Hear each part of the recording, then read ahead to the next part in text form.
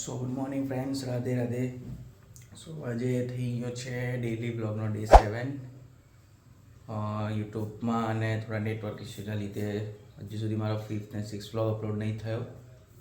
Upload કરવાનો try કર્યો હતો બટ થતો નહોતો કંઈ પ્રોબ્લેમથી, અને એ ડિલીટ કરવાના ચક્કરમાં મારો ડે 4 પણ ડિલીટ થઈ ગયો અંદરથી. સો હું આજે એ બધી ત્રણે અપલોડ કરી દઈશ. તો આજના ડેની શરૂઆત કરી દઈએ ને હવે ફ્રેશ થઈને જઈશું મારા ફાર્મ પર. થોડુંક ત્યાં કામ છે, પછી મે બી પોસિબલ હશે તો સાંજે આવી જઈશું, બાકી તો ત્યાં નાઇટ સ્ટે કરી લઈશું, કારણ કે મમ્મી, મારું પેટ, પપ્પા બધા ત્યાં છે. સો ચલો ફ્રેશ થઈને નીકળી જઈએ, મળીએ સીધા ફાર્મ પર.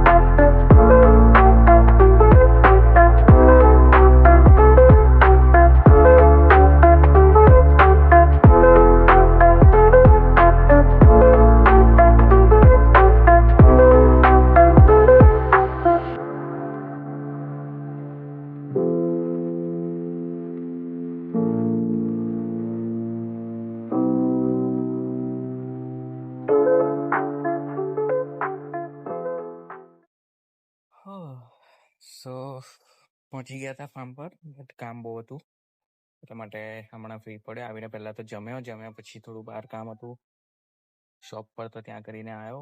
હવે થોડો બેઠો છું, વિડીયો ક્લિપ બનાવવાનો બી ટાઈમ ન મળ્યો. હવે થોડી વાર પછી મમ્મી ટિફિન બનાવે એટલે પાછા જઈશું વડોદરા. નાઇટ વડોદરામાં જ.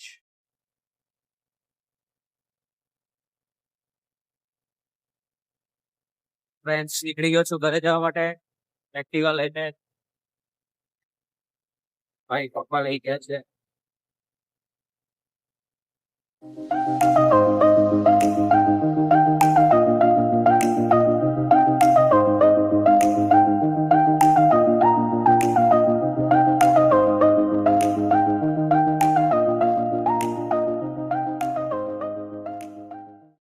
જો પામથી ઘરે આવ્યો એવો જયદીપે ફોન કર્યો, બહાર બોલાયો, બહાર બોલાવીને કિલો પાણીપુરી ખવડાવી. તીખું વધારે લાગ્યું તો પાછો સોફ્ટી ખાવા લઈને આવ્યો ડીમાર્ટ. હવે જીમમાં જઈએ. હવે પાછો આટલું બધું ખવડાવીને ફેટ ઉતારવા જીમમાં લઈ જાય છે. જીમમાં લઈ જાય એટલે મતલબ એડમિશન લેવા જઈએ.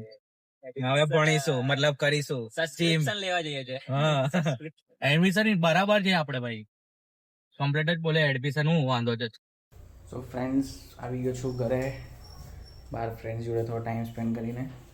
સો હવે નહીં ધોઈને ફ્રેશ થઈને જે જમીશું, અને આજે તો બહુ થાક લાગે છે તો સૂઈ જઈશું. સો આજનો ડેનો બ્લોગ અહીંયા કમ્પ્લીટ કરીએ છીએ. સો મળીએ કાલના બ્લોગ માટે. બાય બાય, જય શ્રી કૃષ્ણ.